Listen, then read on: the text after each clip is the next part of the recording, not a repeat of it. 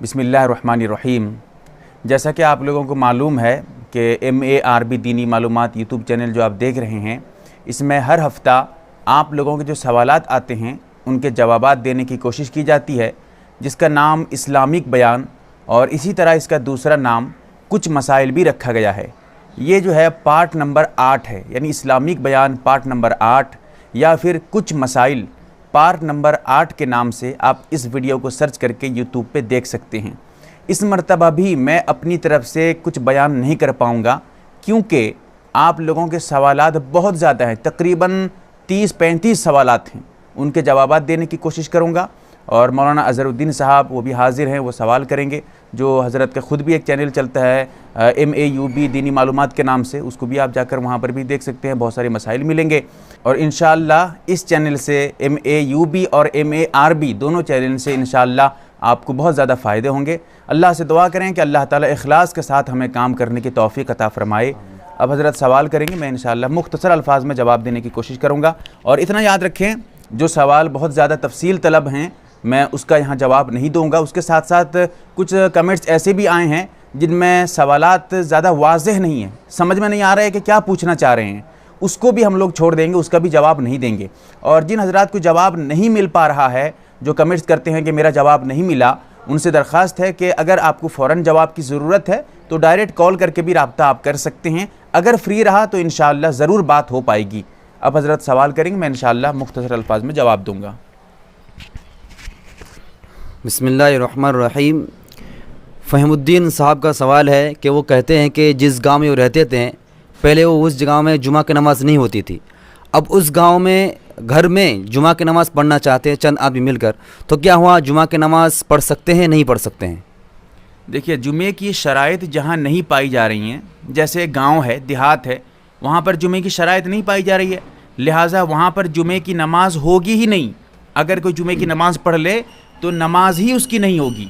इसीलिए अगर आप ऐसी जगह हैं जहाँ पर जुमे की शराइत नहीं पाई जा रही हैं तो आप वहाँ पर ज़ोहर की नमाज़ पढ़ेंगे, वो भी बाजमात पढ़ेंगे, ठीक है, क्योंकि उसको जो है वहाँ आपके लिए जुमे की नमाज़ है ही नहीं।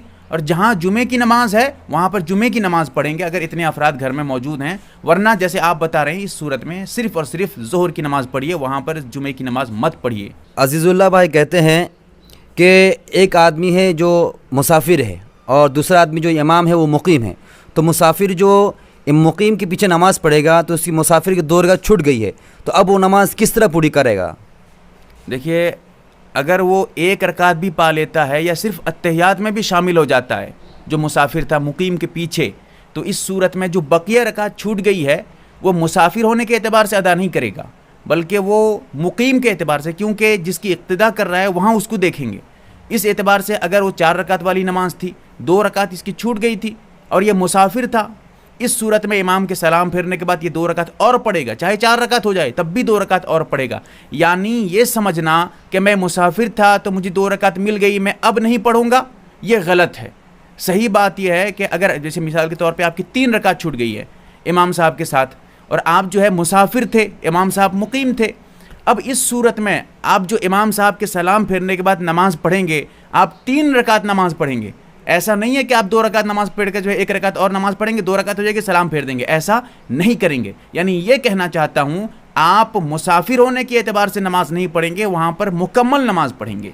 इब्राहिम भाई का सवाल है कि जुमा के दिन खुतबा शुरू हो चुकी है, अब उसके बाद वो सुन्नत पढ़ना चाहते हैं, तो क्या उस वक्त सुन्नत पढ़ेंगे या किस वक्त सुन्नत पढ़ना है फिर?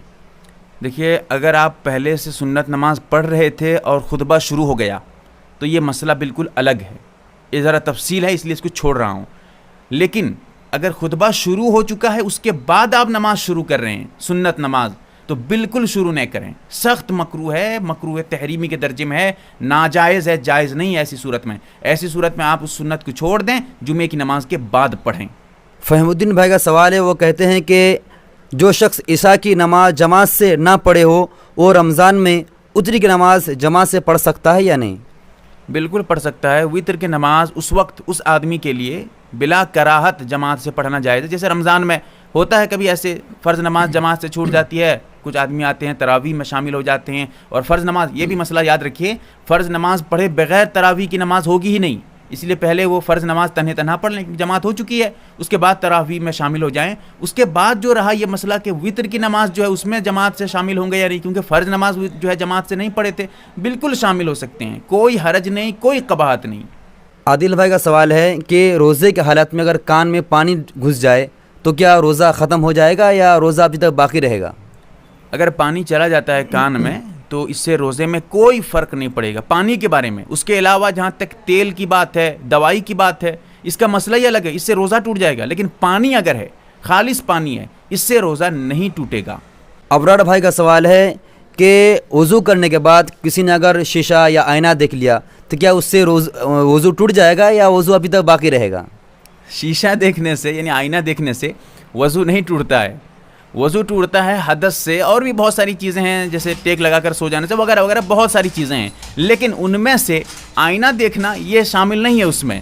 اسی لیے یہ کہنا چاہتا ہوں بہت اس میں غلطی ہوتی ہے، عام طور پہ لوگ غلطی کر جاتے ہیں، وہ سمجھتے ہیں کہ بھائی شیشہ دیکھ لیں گے تو ہمارا وضو ٹوٹ جائے گا، غلط بات ہے، ایسی کوئی بات نہیں ہے، یعنی شیشہ دیکھنے سے، آئینہ دیکھنے سے وضو نہیں ٹوٹے گا۔ انس ملک کا سوال ہے کہ نماز جنازہ پڑھنے کے لیے چپل کو کھولنا ضروری ہے یا چپل پہن کے پڑھ سکتے ہیں نماز؟ دیکھیے جہاں تک بہتر ہونے کی بات ہے، افضل ہونے کی بات ہے، اگر کوئی کیچڑ وغیرہ نہیں ہے، بس زمین ہے، تو اس صورت میں آپ چپل یا جوتا اتار دیں پھر نماز جنازہ پڑھیں، یہی اسی پہ عمل ہونا چاہیے۔ لیکن اگر کہیں پر کیچڑ ہے، مطلب گندگی، مثال کے طور پہ کہیں پر پانی ہے یا پھر کہیں پر بارش وغیرہ ہو گئی تھی، وہاں آپ ڈائریکٹ کھڑے نہیں ہو پا رہے ہیں، اس لیے آپ کو دقت ہو رہی ہے، جگہ خراب ہے، ناپاک تو نہیں ہے لیکن خراب ہے، آپ اس صورت میں اگر آپ چاہیں گے جوتا چپل پہن کے نماز پڑھنے کے لیے، تو یہاں پر سب سے پہلے آپ کو یہ دیکھنا پڑے گا آپ کا جو ہے جوتا یا جو چپل آپ کی ہے یہ ناپاک ہے یا پاک ہے۔ اگر ناپاک ہے تو پھر مسئلہ بہت الگ ہوگا، بہت تفصیل ہے اس میں، ڈائریکٹ مجھ سے کال پہ بات کریں، میں انشاءاللہ تفصیل سے آپ کو بتاؤں گا۔ لیکن اگر وہ جوتا یا چپل بالکل پاک ہے، پاک کیسے ہے، اس کے لیے آپ ایسا کریں کہ کہیں پر ٹیوب ویل وغیرہ ہے یا پانی وغیرہ کا انتظام ہے، چپل کو یا جوتے کو اچھی طرح سے دھو لیں، پاک ہو جائے گا، آپ کو بھی یقین ہو جائے گا، کوئی شک وغیرہ نہیں رہے گا۔ پھر اس کے بعد آپ اس کو پہن کے بھی نماز پڑھیں، کب؟ جب وہاں کہیں کیچڑ وغیرہ ہو، اگر جگہ صاف ہے تو وہ پھر مسئلہ میں بتا چکا ہوں آپ کو کیا کرنا ہے۔ کلک ان کا سوال ہے کہ عورت اگر فرض غسل ہو گیا ہے تو کیا فرض غسل کرنے سے پہلے استنجا کرنا ضروری ہے یا نہیں؟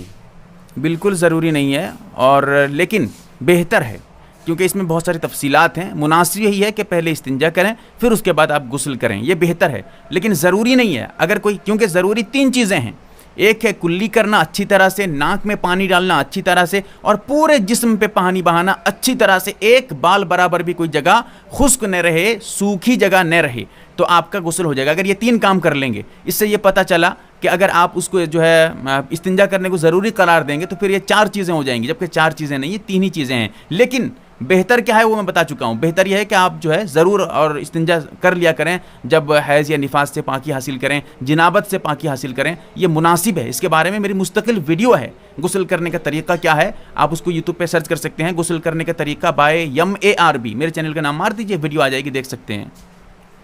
انس بھائی کا سوال ہے کہ چوڑی پہن کے نماز پڑھ سکتے ہیں؟ بالکل جائز ہے، کوئی حرج نہیں۔ اصل میں یہاں دھوکہ اس لیے لگتا ہے کہ چوڑی جب آدمی عورت پہنتی ہے تو کبھی کبھی جب جھنجھن سے آواز آتی ہے اس سے اٹھنے بیٹھتے وقت، یہ سمجھ رہے ہیں کہ اس سے نماز نہیں ہوگی، نماز ٹوٹ جائے گی، ایسی کوئی بات نہیں ہے۔ لیکن محمد بھائی کا سوال ہے کہ کڈنی خراب ہو چکی ہے، اب کیا وہ روزہ رکھیں گے یا روزہ ان کے لیے معاف ہو جائے گا؟ صحیح بات تو یہ ہے کہ یہ مسئلہ جو ہے ڈاکٹری اعتبار سے دیکھنا پڑے گا، ڈاکٹروں سے رابطہ کریں جو ماہر ڈاکٹر ہیں، ایسے سڑک چھاپ جو ڈاکٹر ملتے ہیں وہ نہیں ہیں، جو ماہر ڈاکٹر ہیں، واقعتاً صحیح جانکاری رکھتے ہیں، ان سے رابطہ کریں۔ اگر وہ بتائیں گے کہ جو اس کڈنی کی بیماری کی وجہ سے اگر روزہ رکھیں گے تو نقصان ہے، جان کو خطرہ ہے، وہ روزہ رکھنے سے منع کریں، تو پھر آپ روزہ نہ رکھیں، بالکل چھوٹ ہے۔ اس کے لیے پھر فدیہ وغیرہ یا قضا وغیرہ ایک الگ مسئلہ ہے، وہ الگ بات ہے، اس کو ابھی یہاں نہیں بتا رہا ہوں۔ اور اگر ڈاکٹر کہتے ہیں کہ کوئی نقصان نہیں، آپ روزہ رکھ سکتے ہیں، تو پھر روزہ رکھنا آپ کے لیے ضروری ہوگا۔ جنیشا کا سوال ہے کہ قضا حاجت کرنے کے وقت قبلہ رخ ہوتا ہے اور یہ بہت مجبوری ہے، تو اس صورت میں کیا کرے گی وہ؟ دیکھیے ایسی صورت میں جب آپ اپنا مکان ہے، خود کسی آپ اپنے مکان میں رہ رہے ہیں، آپ اس کے ذمہ دار ہیں، یعنی آپ اس کے مالک ہیں، تو ایسی صورت میں اسے توڑ دیں، کیونکہ سخت مکروہ ہے، تحریمی ہے استنجا کے وقت، پیشاب پیخانے کے وقت قبلے کی طرف رخ کرنا یا قبلے کی طرف پیٹ کرنا، سخت مکروہ ہے، جائز نہیں ہے، گناہ بھی ملے گا، اس کو توڑ دیں اگر اپنا مکان ہے۔ اور اگر اپنا مکان نہیں ہے, آپ کرائے پہ رہ رہے ہیں, مجبوری ہے, سخت مجبوری, اور کوئی راستہ نہیں ہے, کوئی راستہ نہیں ہے, تو ایسی صورت میں بس نہ دل خواستہ یعنی دل کے نہ چاہتے ہوئے بس مجبوری میں آپ قضائے حاجت اس طرح کریں اور جتنے جلد سے جلد ہو سکے فارغ ہونے کی کوشش کریں.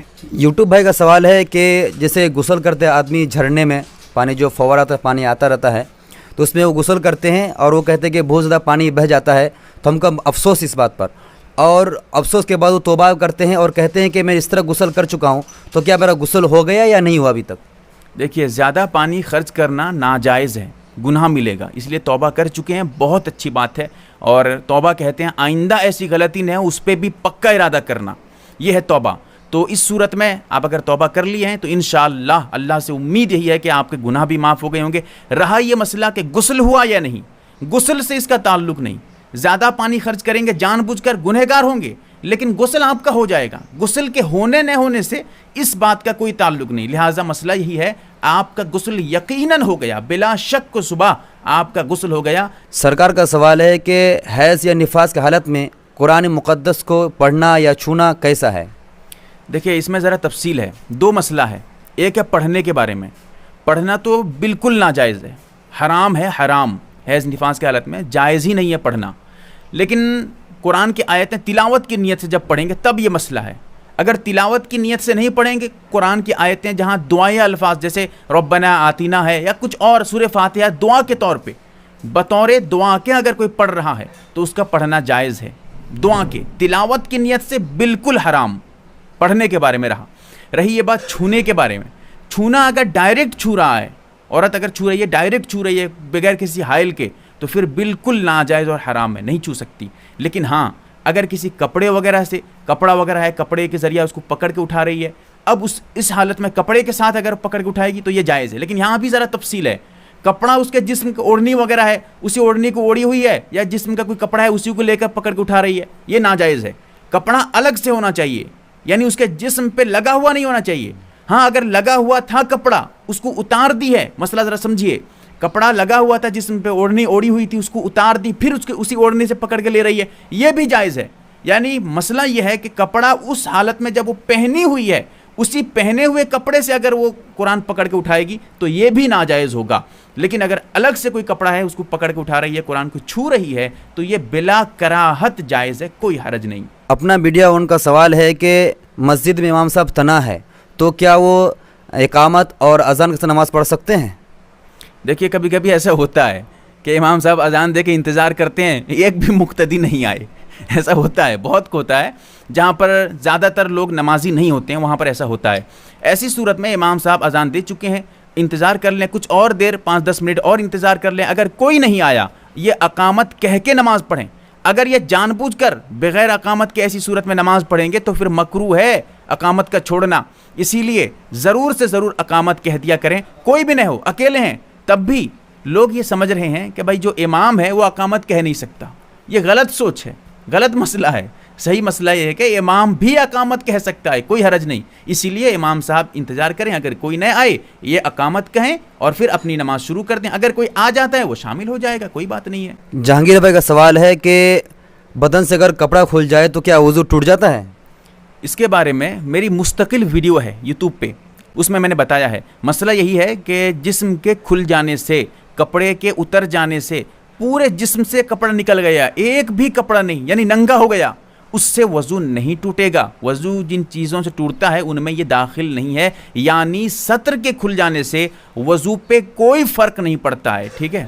تبریز عالم بھائی کا سوال ہے کہ وہ کہتے ہیں کہ بال کاٹنے والا, داڑھی کاٹنے والا جو نائی ہے, ان کا کمائی کیسے, حلال ہے یا حرام ہے؟ اور اس سے کہتے ہیں کہ کن کن لوگوں کا انکام کرنا, کام کرنا حلال ہے اور کن کا ناجائز و حرام ہے؟ دیکھیے, یہ جو دوسرا سوال تھا آخر والا, یہ بہت تفصیلی ہے, کتابوں میں موجود ہے. جو پہلا سوال تھا میں نے اس کو دیکھا بھی ہے, جیسے کہ فتاوی محمودیہ میں دیکھا ہے, اس کے ساتھ ساتھ کتاب النوازل میں دیکھا ہے. یہ دونوں کتابوں میں یہ مسئلہ صاف طور پہ لکھا ہے. اگر نائی جو ہے, نائی کی کمائی کا حکم اس میں لکھا ہے. نائی صرف اور صرف مونچھیں کترواتا ہے, بناتا ہے, بال بناتا ہے سر کے, تو اس کی کمائی بالکل حلال, بلا کراہت, مکروہ تنزیہی بھی نہیں ہے. لیکن اگر وہ داڑھی بنانا شروع کر دیتا ہے, داڑھی کاٹنا شروع کر دیتا ہے, ایک مشت سے کم وہ اتنا کاٹتا ہے. اگر داڑھی اس طرح کاٹتا ہے کہ ایک مشت پکڑ لینے کے بعد ایک مشت سے زائد بال ہے اس کو کاٹتا ہے تب بھی حلال ہے, کوئی حرج نہیں. لیکن اگر ایک مشت سے کم کر دیتا ہے, داڑھی بالکل صاف کر دیتا ہے, سپاچٹ کر دیتا ہے کاٹ کے, اب اس صورت میں اس کی کمائی حرام تو نہیں ہوگی لیکن مکروہ ضرور ہے, سخت مکروہ ہے. اور مکروہ پیسے کے استعمال سے, مکروہ چیزوں کے استعمال سے عبادت کرنے کی توفیق چھین جاتی ہے, اسی لیے اس سے بھی ضرور سے ضرور بچا کریں. نفیس روزی کا سوال ہے کہ ننگا ہو کر غسل کرنے سے کیا غسل ہوگا یا نہیں؟ دیکھیے پہلی بات تو یہ ہے کہ کن حالتوں میں یعنی کن جگہوں پر ننگے ہو کر غسل کرنا جائز ہے اور کہاں ناجائز ہے, ایک الگ مسئلہ ہے. اس کے بارے میں آپ یوٹیوب پہ سرچ کر کے دیکھ سکتے ہیں, ننگے ہو کر غسل کرنا کیسا ہے بائی MARB, میرے چینل کا نام مار دیجیے, ویڈیو آ جائے گی, مستقل تفصیل کے ساتھ ہے ویڈیو, 2 ویڈیو ہے میری, آپ اس کو دیکھ سکتے ہیں. جہاں تک آپ کا جو سوال ہے غسل ہوگا یا نہیں, غسل بالکل ہو جائے گا. MD افضل کا سوال ہے کہ غسل کرتے وقت جو پانی کے جو ذرات ہیں, چھٹے جو بالٹی میں گرتے ہیں, اور اسی طرح وضو کرتے وقت یا غسل کرتے وقت جو ذرات گرتے ہیں, تو کیا اس کے گرنے سے پانی ناپاک ہو جاتا ہے یا نہیں ہوگا؟ اس سے جو ہے پانی ناپاک نہیں ہوتا ہے, لیکن ہاں اگر آپ کے جسم پہ کہیں پر بالکل نجاست لگی ہوئی تھی, پہ ناپاکی پہ پانی لگتا ہے, پھر وہی پانی جو ہے چھینٹ مار کے جو ہے کسی بالٹی پہ یا لوٹے وغیرہ پہ گرتا ہے, وہ پھر پانی ناپاک ہو جاتا ہے. جو بالٹی کا پانی ہوتا ہے یا لوٹے کا پانی ہوتا ہے, بدھنا جس کو آپ کہتے ہیں, تو اس سے جو ہے پانی ناپاک ہو جائے گا. لیکن اگر صرف محض جسم پہ, کپڑے پہ یا جسم پہ پانی گرا, آپ غسل کر رہے تھے, جسم پہ پانی لگا, وہ پانی بدن پہ جو ہے بدن سے لگ کے, جسم سے لگ کے آپ کے بالٹی پہ گر گیا, یا وضو کر رہے تھے, وضو کی جو چھینٹیں ہیں, ہاتھ وغیرہ کی چھینٹیں, وہ جو ہے آپ کے لوٹے پہ بدنے پہ گر گئی وہ چھینٹیں, اس سے پانی ناپاک نہیں ہوتا ہے, بالکل پاک رہتا ہے. اس پانی کا آپ استعمال کر سکتے ہیں, کوئی حرج نہیں. محمد بھائی کا سوال ہے, السلام علیکم ورحمۃ اللہ وبرکاتہ. وعلیکم السلام ورحمۃ اللہ. وہ کہتے ہیں کہ کپڑا ناپاک ہو چکا ہے اور دھونے کے بعد اس کے جو دھبے ہیں, داغ ہے, وہ باقی ہے, تو کیا اب وہ کپڑا پاک شمار ہوگا یا وہ ناپاک ہی مانا جائے گا؟ دیکھیے یہ ایسا ہوتا ہے جیسے آپ کہہ رہے ہیں نا, جیسے مثال کے طور پہ خون لگ گیا, کہیں کسی جسم کپڑے پہ جو ہے خون لگ جاتا ہے, آپ اس کو فوراً دھو دیتے ہیں تو چھوٹ جاتا ہے, لیکن کچھ دیر کے بعد اگر دھوئیں گے دیکھیں گے جتنی مرتبہ دھو لیں پھر بھی اس میں جو داغ ہے, جو دھبا ہے, وہ نہیں جاتا ہے. تو اسی لیے یہ مسئلہ یاد رکھیے گا کہ اگر آپ اس کپڑے کو اچھی طرح سے دھو چکے ہیں, اس جگہ کو اچھی طرح سے صابن وغیرہ سے لگا کر اچھی طرح صاف کر چکے ہیں, جتنی کوششیں آپ کر چکے ہیں, اس کے بعد بھی وہ دھبا رہ گیا, اب وہ کپڑا پاک ہے. یعنی دھبے کے رہ جانے سے وہ کپڑا ناپاک نہیں ہوگا. لیکن ہاں اگر آپ ایسی معمولی سے دھو دیے ہیں پھر دھبا رہ گیا ہے, اس سے جو ہے وہ کپڑا ناپاک رہے گا. اچھی طرح سے جب دھو لیں گے اس کے بعد دھبا رہ جاتا ہے تو اس دھبے کا کوئی اعتبار نہیں ہے, لہٰذا آپ کا کپڑا بالکل پاک ہے. ابرار بھائی کا کہنا ہے کہ غسل کرنے کے بعد اب ان کا نظر شیشے پر پڑ گیا یا اسی طرح ٹی وی دیکھ لیے, تو کیا اس سے ان کا وضو ختم ہو جائے گا؟ اور کہتے ہیں کہ نماز اس سے پڑھنا درست ہے یا نہیں ہے؟ دیکھیے جو آپ نے مسئلہ پوچھا ہے, اس صورت میں پہلی بات تو یہ ہے کہ شیشے کو دیکھ لینے سے وضو نہیں ٹوٹے گا, ٹھیک ہے. اور رہی یہ بات کہ نماز جہاں تک پڑھیں گے, نماز کا کیا مسئلہ ہوگا. اگر آپ کے سامنے شیشہ ہے, آئینہ ہے, اور آپ نماز پڑھ رہے ہیں, دھیان آپ کی جو ہے ادھر ادھر ہو رہی ہے, شیشے کی طرف دیکھ رہے ہیں, چہرہ دیکھ رہے ہیں, پیچھے کون آ رہا ہے شیشے سے دیکھ رہے ہیں, ایک طریقے سے آپ کو پریشانی ہو رہی ہے, الجھن پیدا ہو رہی ہے اس سے, تو پھر یہ مکروہ کے درجے میں ہو جائے گی. لیکن اگر کوئی الجھن نہیں ہے, بس سامنے موجود ہے, لیکن آپ کی نگاہ جو ہے, آپ کی نظر جو ہے وہ سجدے کی جگہ پہ ہے, آپ ادھر ادھر دیکھتے نہیں ہیں, سامنے شیشہ ہے, اس کے باوجود آپ کی نماز میں کوئی خرابی نہیں ہے. یعنی یہ سمجھنا جیسے تصویر ہے, اگر تصویر سامنے ہو تو نماز مکروہ ہوتی ہے, لیکن آپ یہ سمجھ رہے ہیں, آپ کو دھوکہ اس لیے لگ رہا ہے, آپ یہ سمجھ رہے ہیں کہ اسی طرح جب میری تصویر جو ہے آئینے کے ذریعہ, شیشہ کے ذریعے سامنے ہوگی تو پھر میری نماز مکروہ ہو جائے گی. ایسی کوئی بات نہیں ہے. شیشے میں کسی کی تصویر نظر آ جانے سے, یعنی کوئی آدمی کھڑا ہو جانے سے اس کا جو عکس نظر آتا ہے, جو اس کی پرچھائی نظر آتی ہے, اس سے نماز میں کوئی کراہت نہیں ہوگی. دوسری بات یہ ہے کہ جہاں تک ٹی وی کی بات ہے, ٹی وی اگر بند ہے, آف ہے, چل نہیں رہی ہے, آپ وہاں پر نماز پڑھیں گے, بلا کراہت آپ کی نماز ہو جائے گی. اگر ٹی وی چالو ہو پھر آپ نماز پڑھیں تو پھر مکروہ ہے. موبائل بھائی کا سوال ہے, وہ کہتے ہیں کہ رات کے وقت ناخن کاٹنا کیسا ہے؟ رات کے وقت ناخن کاٹنا اس دور میں کوئی حرج نہیں, کیونکہ اس میں ذرا تفصیل ہے, ذرا سوچنے سمجھنے کی بات ہے. پہلے زمانے میں ایسا ہوتا تھا کہ لائٹ وغیرہ کا صحیح سے انتظام نہیں ہوتا تھا. اب کیا کرتے تھے, ناخن کاٹتے کاٹتے کبھی کچھ اور بھی ناخن سے علاوہ جو ہے گوشت وغیرہ بھی کاٹ دیے, اس سے نقصان ہوتا تھا. اس لیے علماء کہتے تھے رات میں نہ کاٹیں بھائی, کیونکہ اندھیرا رہتا تھا, اندھیری رات ہوتی تھی, نقصان ہوتا تھا, منع کیا جاتا تھا. لیکن آج کے دور میں ایسا ہے کہ رات میں ناخن کاٹنے میں کوئی خطرہ نہیں. جس طرح دن میں آدمی کو نظر آتا ہے, ایسے ہی رات میں بھی ہر مطلب سامان اس کو نظر آنے لگتا ہے. اس لیے رات میں بھی آج کے دور میں ناخن کاٹنا بلا کراہت, مکروہ تنزیہی بھی نہیں ہے, بالکل جائز ہے, کوئی حرج نہیں. عالین کا سوال ہے کہ 2-4 گھر والے مل کر ایک ساتھ جمعہ کا نماز پڑھ سکتے ہیں؟ دیکھیے پہلی بات تو یہ ہے کہ جو ابھی لاک ڈاؤن کا معاملہ چل رہا ہے اسی اعتبار سے مسئلہ بتا رہا ہوں. اگر عام اعتبار سے, عام حالت میں جب لاک ڈاؤن وغیرہ نہ ہو, کوئی حرج نہیں ہے, مسجد جا کے نماز پڑھ سکتے ہیں. اس کے باوجود اگر آپ گھر میں جمعے کی نماز کریں گے تو سخت مکروہ ہے, ناجائز کے درجے میں رکھتا ہوں میں اس کو, سیدھا منع کرتا ہوں کہ بھائی جمعے کی نماز جو ہے آپ گھر پہ نہیں کر سکتے.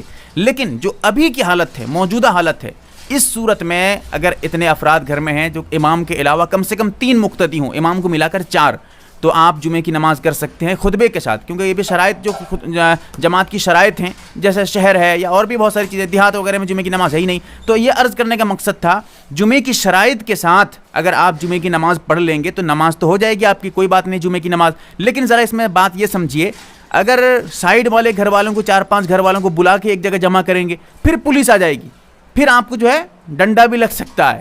اسی لیے ایسا نہ کریں. اگر آپ کے گھر میں اتنے آدمی ہیں جس سے جمعے کی نماز ہو سکتی ہے, اتنی شرائط پائی جا رہی ہیں, تو پھر جمعے کی نماز پڑھیے. سائیڈ والوں کو مت بلائیے, کیونکہ پھر وہی ایک جگہ جمع ہونا, جو ایک جگہ جمع ہونے کے لیے آج کل منع کیا جاتا ہے, پھر اسی کے خلاف ہے قانون کے. حق بت آفیسل فرماتے ہیں کہ ماشاءاللہ مفتی صاحب, اللہ آپ کی عمر میں برکت عطا فرمائیں, آمین. آمین, شکریہ, جزاک اللہ خیر. اللہ تعالیٰ آپ کو بھی جو ہے آپ کے علم میں ترقی عطا فرمائے, اضافہ عطا فرمائے, اور آپ کو اور ہمیں بھی اللہ تعالیٰ عمل کرنے والا بنائے, شریعت کا پابند بنائے. آمین. آمین ثم آمین. زندگی 2 پل کی, وہ سوال کرتے ہیں کیا 2 لوگ جمعہ کی نماز ادا کر سکتے ہیں کیا؟ 2 آدمی اگر ہیں جمعے کی نماز نہیں ہوگی بھائی, کیونکہ جمعے کی نماز کے لیے امام کے علاوہ کم سے کم 3 آدمی کا ہونا ضروری ہے, امام کو ملا کر 4 آدمی, ورنہ جمعے کی نماز نہیں ہوگی. پھر اس کے علاوہ اور بھی شرائط ہیں, وہ ایک الگ مسئلہ ہے. لیکن یہاں پر جو آپ کہہ رہے ہیں 2 آدمی مل کر جمعے کی نماز پڑھیں گے تو جمعے کی نماز نہیں ہوگی, کسی کی بھی, دونوں کی نہیں ہوگی. چاندی کا سوال ہے کہ نماز پڑھتے وقت چہرہ کہاں رکھیں, جیسے کہ قیام کا حالت میں ہو, اسی طرح آپ کا اس نے کہا ہے کہ سجدے کا حالت میں ہے, تو سجدے کے وقت میں کہاں نظر رکھنا چاہیے؟ دیکھیے میں اس کو ذرا تفصیل سے آپ کو بتا دیتا ہوں. جب آپ کھڑے رہیں گے, قیام میں رہیں گے, تو اس وقت آپ کی نظر جو ہے سجدے کی جگہ پہ رہے گی. جب آپ رکوع میں رہیں گے تو آپ کی نظر پیر کے جو انگوٹھے ہیں, جو موٹی انگلی ہے, دونوں انگلی پہ آپ کی نظر رہے گی. جب آپ رکوع سے کھڑے ہو جائیں گے, پھر سیدھے کھڑے ہو جائیں گے, پھر قیام کی طرف آ جائیں گے, تو اس وقت جو ہے آپ جب کھڑے رہیں گے اس وقت آپ کی نظر جو ہے, پھر آپ کی نظر وہی سجدے کی جگہ پہ پہنچ جائے گی. جب آپ سجدے کو جائیں گے اس وقت آپ کے گود کو دیکھتے ہوئے سجدے کو چلے جائیں, یا پھر اس میں کیونکہ بعض 2-3 کال مجھے ملے ہیں, 2 کال ملے ہیں اصل میں, آپ اپنی گود کو دیکھتے ہوئے سجدے کو جا سکتے ہیں, یا سجدے کو جگہ کو دیکھتے ہوئے سجدے کو جائیں, کوئی بات نہیں ہے. ایک تو سجدے میں پہنچ جائیں گے, جب سجدے میں پہنچیں گے تو آپ کی نظر آپ کے ناک پہ ہونی چاہیے, اور اس کے بعد جب آپ سجدے سے بیٹھ جائیں گے, جو ہے جلسے میں بیٹھیں گے, اس وقت آپ کی نظر آپ کی گود میں ہونی چاہیے. اور اسی طرح دوسرے سجدے میں جائیں گے, اور جب اتحیات پڑھیں گے اس وقت بھی آپ کی نظر آپ کے گود میں ہو یا پھر آپ کی سجدے کی جگہ میں ہو, دونوں میں سے کہیں پر رکھیے گا نظر. اس کے علاوہ جب آپ اشہد اللہ کہہ کر انگلی اٹھائیں گے اس وقت آپ کی نظر انگلی پہ ہونی چاہیے. جب وہ اشہد اللہ کے بعد انگلی گرا دیں گے پھر آپ کی نظر اپنی جگہ پہ آ جانی چاہیے. یاسمین کا سوال ہے کہ وہ کہتے ہیں کہ ان کا گھر گاؤں سے بہت دور میں ہے, تو جو نماز پڑھیں گے تو اذان اور اقامت کے ساتھ پڑھیں یا بغیر اذان اقامت کے؟ دیکھیے اگر گھر بہت زیادہ دور ہے, 2-3 کلومیٹر دور ہے اگر آپ کا گھر, ایسی صورت میں آپ کے گاؤں میں مسجد نہیں ہے, نماز نہیں ہوتی ہے, اذان وغیرہ نہیں ہوتی ہے, تو جب آپ گھر میں نماز پڑھیں گے تو آہستہ سے اذان بھی دیں, اذان اقامت نہیں کہہ رہا ہوں, اذان بھی دیں اور نماز سے پہلے اقامت بھی کہیں. یہ کس کے لیے بتا رہا ہوں؟ مردوں کے لیے, یہ یاد رکھیے. عورتوں کے لیے اذان و اقامت کا کوئی ربط نہیں, ان سے کوئی تعلق نہیں ہے اذان و اقامت کا. لہٰذا اگر عورتیں نماز پڑھیں گی وہ تو بغیر اذان و اقامت کی نماز پڑھیں گی, ان میں کوئی سوال ہی نہیں. مرد اگر ہیں تو یہ مسئلہ جو میں نے ابھی بتایا ہے آپ کو. سلطانہ کا سوال ہے کہ صلاۃ التوبہ کا طریقہ کس طرح ہے؟ اس کے لیے آپ یوٹیوب پہ سرچ کریے توبے کی نماز کا طریقہ بائے MARB, میرے چینل کا نام ماریے, اس پہ ویڈیو آ جائے گی, آپ اس ویڈیو کو آپ دیکھ سکتے ہیں. اس میں نے مستقل ایک ویڈیو بنا کر آپ کو بتایا ہے کہ توبے کی نماز کیسے پڑھیں گے. اگر آپ ویڈیو نہیں دیکھتے ہیں تو یہ آپ کی غلطی ہے, مسئلہ تو میں بتا رہا ہوں صاف صاف، ایک ایک مستقل ویڈیو کے ساتھ بتا رہا ہوں، آپ نہیں دیکھیں گے تو میں کیا کروں گا؟ تو اتنا یاد رکھیے گا کہ توبے کی جو نماز ہے بس وہی آپ نیت کریں گے، دل میں ارادہ کریں گے کہ میں توبے کی نماز پڑھ رہی ہوں یا پڑھ رہا ہوں، اس کے بعد 2 رکعت نماز پڑھیں گے، اللہ اکبر کہہ کے نماز جو ہے نیت باندھ لیں گے۔ عام طور پہ جس طرح سورہ فاتحہ پڑھتے ہیں، سورہ پڑھتے ہیں، ویسے ہی کوئی مخصوص سورہ نہیں ہے، کوئی بھی سورہ آپ پڑھ سکتے ہیں، 2 رکعت نماز پڑھ لیجیے گا، اس کے بعد بیٹھ جائیے گا، بیٹھ کے اللہ سے دعا کریے گا ہاتھ اٹھا کر کہ یا اللہ مجھ سے جو غلطی ہو گئی ہے، جو میں نے خطا کیا ہے، جو میں نے غلطی کی ہے، جو گناہ مجھ سے ہو گیا ہے، وہ مجھے معاف کر دے، میں آئندہ ایسی غلطی نہیں کروں گا یا کروں گی۔ اسی طرح آپ توبے کی نماز سے پہلے بھی دعا کر کے پھر اس کے بعد یہ نماز بھی پڑھ سکتے ہیں۔ حسین کا سوال ہے کہ غسل کرنے کے بعد اگر کسی نے ان کو برہنہ دیکھ لیا یعنی ننگا دیکھ لیا تو کیا پھر ان کو دوبارہ وضو کرنا پڑے گا یا بغیر وضو کی نماز پڑھ سکتے ہیں وہ؟ ایسی صورت میں پہلی بات تو یہ سمجھیں جسم کے کھل جانے سے وضو نہیں ٹوٹتا ہے، اسی طرح جسم کے دیکھ لینے سے، رہا یہ مسئلہ کہ دیکھنا جائز ہے ناجائز ہے گناہ ہے یا نہیں ایک الگ بات ہے، ٹھیک ہے، اس کو یہاں نہیں بتا رہا ہوں میں یہاں پر محض اتنا بتا رہا ہوں اگر کوئی کسی کے جسم کو دیکھ لیتا ہے، ننگا کسی آدمی کو دیکھ لیتا ہے تو اس دیکھنے والے کا بھی وضو نہیں ٹوٹے گا اور جس کا جو ہے جسم دیکھا گیا ہے اس کا بھی وضو نہیں ٹوٹے گا۔ لہٰذا اگر اس طرح مسئلہ آپ کے ساتھ پیش آیا ہے تو آپ اب دوبارہ وضو کرنے کی ضرورت نہیں، کیونکہ آپ کا وضو ٹوٹا ہی نہیں ہے، تو آپ فوراً جائیے نماز پڑھیے، کوئی حرج نہیں ہے۔ چاندنی کا سوال ہے کہ ان کے ابو جو ہے بہت زیادہ طبیعت خراب ہے تو ان کے بارے میں کچھ وظیفہ بتائیں۔ دیکھیے پہلی بات تو ہے کہ کیا بیماری ہے نہیں ہے یہ تو ڈاکٹر بتائیں گے، علاج ڈاکٹر کریں گے۔ رہی یہ بات کہ علاج کے ساتھ ساتھ کچھ اسلامک چیزیں بھی آپ اپنائیے، جیسے دوائی آپ جب بھی کھائیں، دوائی وغیرہ ابو کو کھلائیں، جب بھی استعمال کریں، اس سے پہلے 1 مرتبہ درود شریف، 3 مرتبہ سورہ فاتحہ، کیونکہ سورہ فاتحہ کے بارے میں حدیث میں آتا ہے کہ فیہا شفاء من کل داء، ہر بیماری کا علاج سورہ فاتحہ میں موجود ہے۔